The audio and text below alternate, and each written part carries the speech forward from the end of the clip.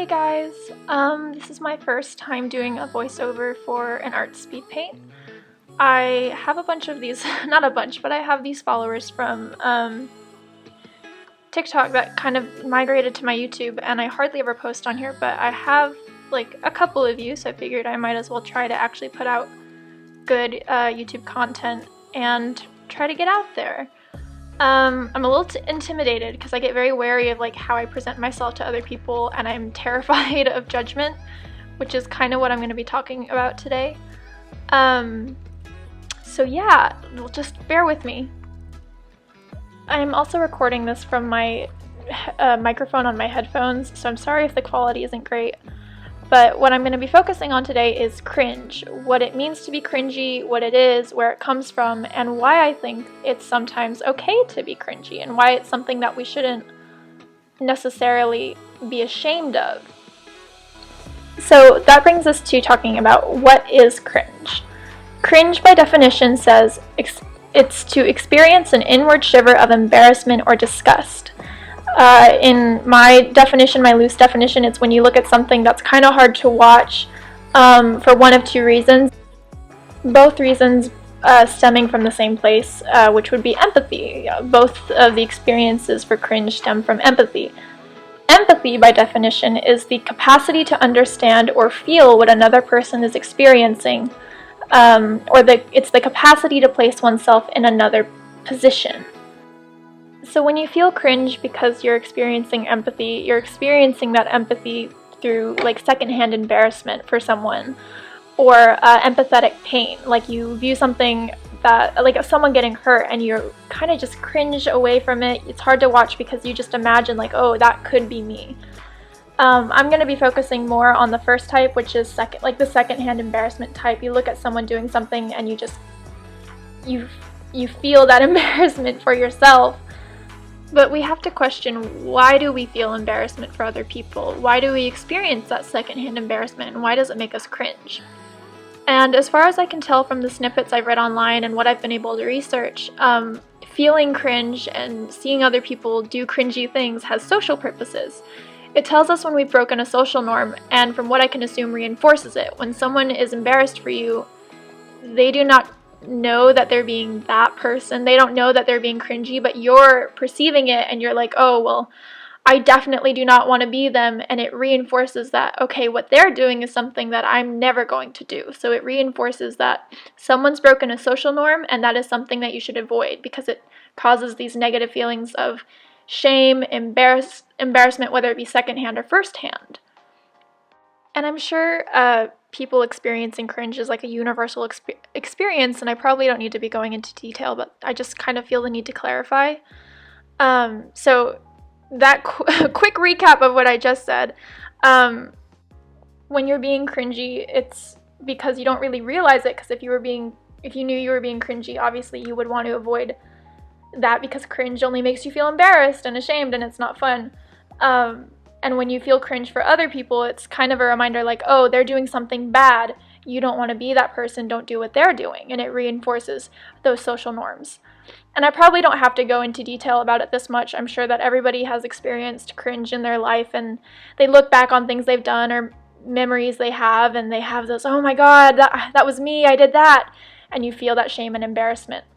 But I want to talk about why that's not a bad thing to have those moments, why it's okay to experience cringe and not try to actively avoid it all the time. I mean, like, if you realize you've been cringy, you want to try and avoid it in the future, but that's because it's a form of growth. Like, it's okay to feel cringe, and it's okay to realize that you have done things that are cringy because they help you evolve and change as a person. I see that a lot of the content that makes me cringe is from, like, a lot of the times younger audiences,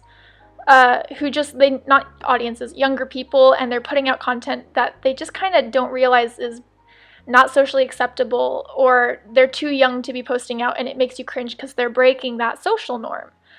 And what makes it worse is because they don't realize that they're being cringy. They don't realize that these are things that they should not be posting for their age or just in general. But the good news is that if they experience the cringe, which they probably will at some point in their life, they'll realize, oh, that wasn't my proudest moment. they'll feel that cringe, and they'll grow and they'll evolve, and they'll realize, like, okay, this is something I probably shouldn't do again, and I don't want to do again because now it makes me feel embarrassed and ashamed. So it's not a bad thing to experience cringe because it helps you grow. I think there is a good side and a bad side to the notion of cringe, and on the good side, again, it's growth. It helps people refine and realize what they should and should not do socially, and it goes about setting a social example, which can be beneficial. If I didn't experience cringe when I was thinking back on past things I've done, it would mean I did not grow from those experiences or learn that what I was doing probably wasn't the best course of action. Now again, I've not done like anything super bad, but for example, when I was in 6th grade, I was ordering my pizza because it was Pizza Friday, and I got my pizza from the line, and I said, always cheese please, because that's what I wanted, and I got up to the cash register, and I wasn't giving them my full attention, and I said, again, cheese please, in response to them asking me to pay for my lunch. It was embarrassing. It wasn't like bad, but it was embarrassing, and I learned, okay, when I'm at the cash register, to avoid that embarrassing moment and to avoid feeling that cringe, I should probably give the register my full attention.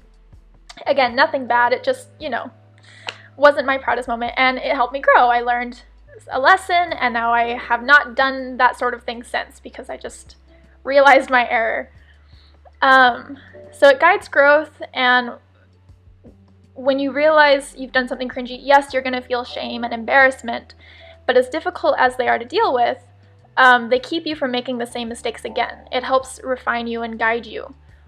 On the bad side, cringe is subjective. Not everything that makes someone cringe is inherently bad or something people should strive to avoid in the public eye. As discussed, when we feel cringe, it's often because a social norm is being broken. But sometimes social norms need to be broken, or we feel cringe unnecessarily. Usually I think it comes from a place of people seeing other people do something that they wouldn't personally do. And I'll realize, like, oh, this makes me cringe, but I also realize they're not being immoral. They're not necessarily breaking any social norms. It's just something I personally would never do.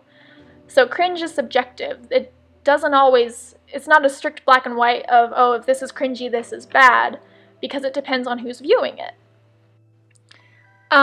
That's not to say that there's not like a necessary element to cringe. When we see people doing something that is straight up wrong or harmful, feeling that cringe is beneficial because it serves as a reminder that these are things that we should avoid and things we should not want to welcome as a part of our society. And hopefully that embarrassment, again, results in growth and the betterment of self. So to recap on that part of what I just said, I'm sorry if I come off as repetitive. I just want to make sure my point is getting across, and I know that sometimes I ramble. So cringe is good and bad. The good thing is it can help you grow. It'll help you realize where your mistakes were.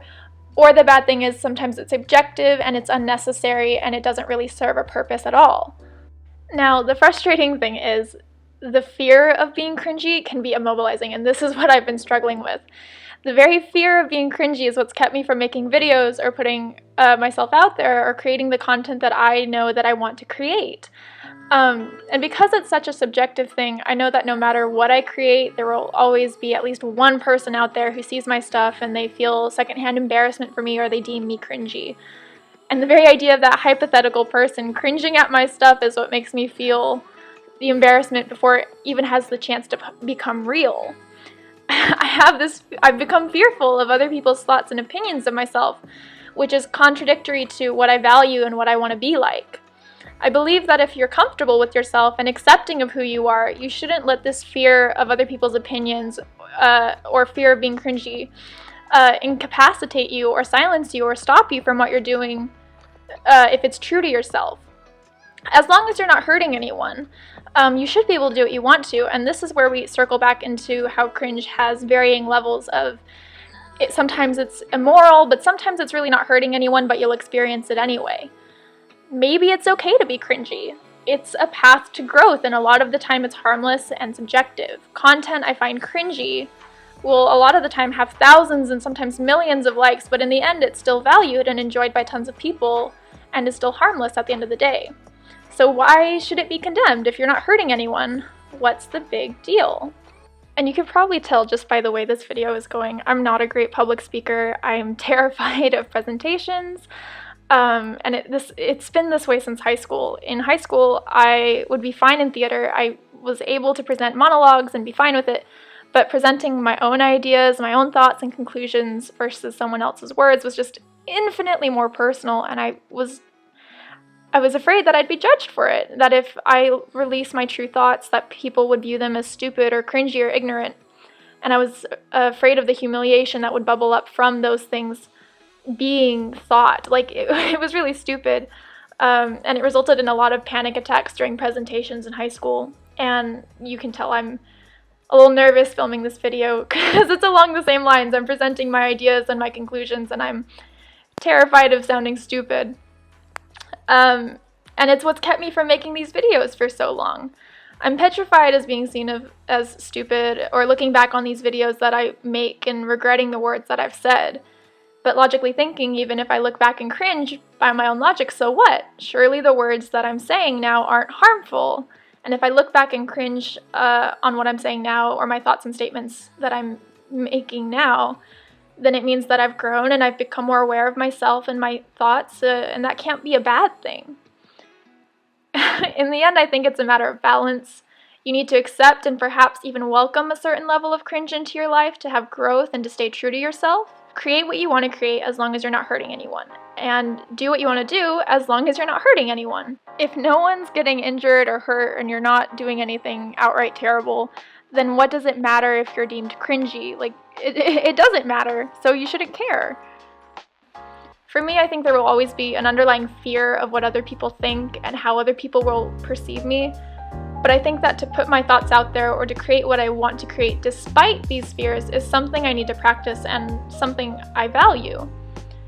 There have been brief moments in my life where I'm not petrified of being cringy or coming off as stupid, and I put myself out there regardless.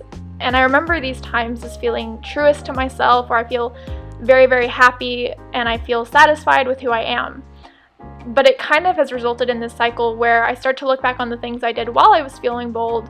I'll cringe a little bit, and that fear comes back where, oh, I can't create anything because I'm afraid that I'm going to be cringy, or I'm afraid of what other people will think.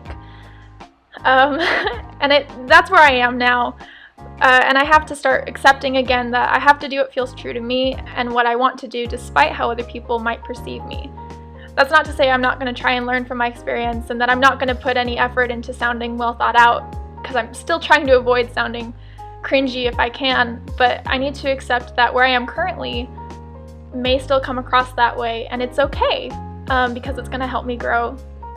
In addition to that, though, another thing that's kept me from creating these sorts of videos where I put my thoughts and ideas out there is because I'm afraid of not just sounding stupid or not well thought out. It's just I don't have this sense of importance that I feel I should have if I'm going to put these videos out there.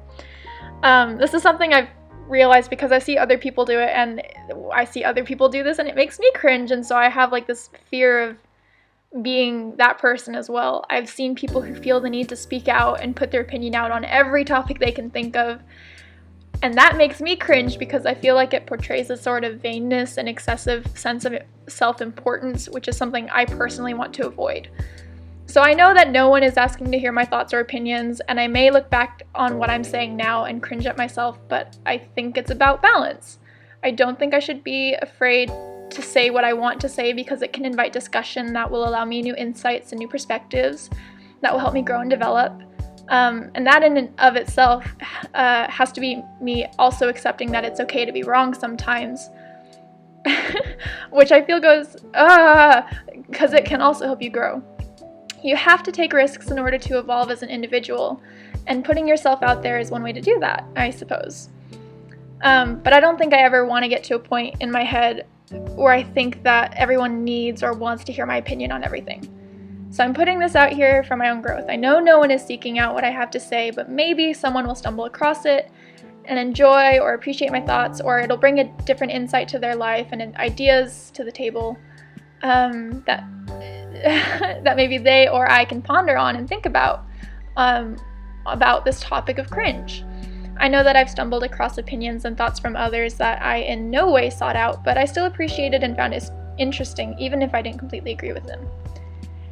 The other thing is I think it's a matter of getting over myself. What helps me a lot of the time is to realize that most people aren't going to judge you as harshly as you judge yourself, and that most of the time you are your own worst critic. I have to realize that I'm not important enough that me saying what I think will stir any sort of controversy or hate because I'm simply not worth it, which sounds bad, but it has been, in my eyes, freeing. In summary, be brave enough to do what feels true to you despite your fears of being cringy, because sometimes it's okay to be cringy as long as you're not hurting anyone. It shouldn't be a big deal or shameful. Cringe is subjective, and what someone may find embarrassing, plenty of other people will praise and find insightful. So in the end, you do you. Wow, that took forever because I had to keep re-recording, so I'm so sorry that this is the final product.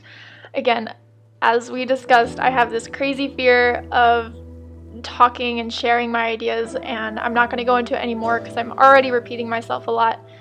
But I hope that you've enjoyed what I've had to say or found some, interesting insights. And if you agree with me, comment. If you disagree, comment. I always welcome feedback, and I would love to hear what you thought if you made it this far.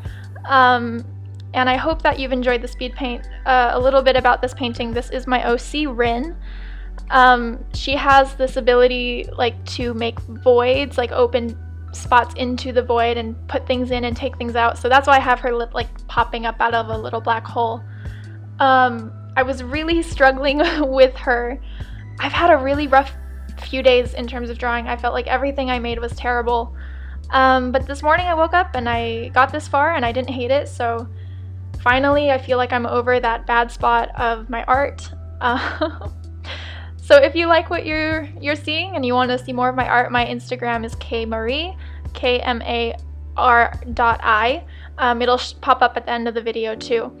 And it's the same name for my DeviantArt, except it has 2 A's. So yeah, I struggled a lot with this. I want to get better at hair. I'm like how the face turned out. I feel like the clothing looks a little unnatural, but it's not terrible. But the hair is my least favorite part. So I might try doing a hair study later. So yeah, that's that. In addition to me promoting myself, I'm so sorry. If you liked what I had to say on this video, I am going to try and do more of these voiceovers and speed paints. So subscribe to my YouTube and maybe you'll see more of this if you enjoyed it. If not, then no worries. No one's forcing you. Oh God. And on one final note, I'm so sorry. I am accepting commissions. I take orders and discuss things through my Instagram. So just DM me through there if you want to commission me. I'm always taking them. If I don't feel like I'm up to the task, I'll let you know, and I always provide a free sketch so you can just kind of see where it's headed before you have to pay for it, so that you can decide if I'm the right artist for you or not.